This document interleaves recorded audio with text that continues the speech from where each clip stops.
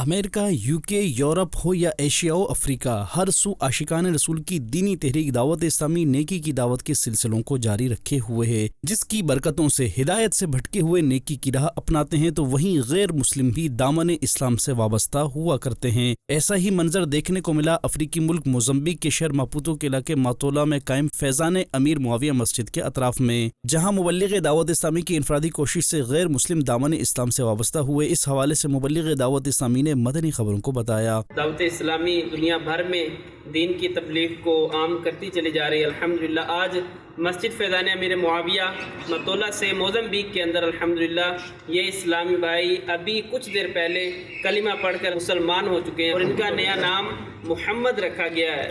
انشاءاللہ عز و جل اب انہوں نے نیت کی ہے کہ پوری زندگی انشاءاللہ عز و جل اسلام کے مطابق اسلام کو سیکھ کر اس پر عمل کرتے ہوئے گزاریں گے۔ مدنی چینل کے ناظرین، آپ بھی دعوت اسلامی کے دینی و فلاحی کاموں میں حصہ لیتے ہوئے نیکی کی دعوت عام کرنے اور امت مسلمہ کی خیر خواہی کا سبب بن کر اجر و ثواب کمائیے۔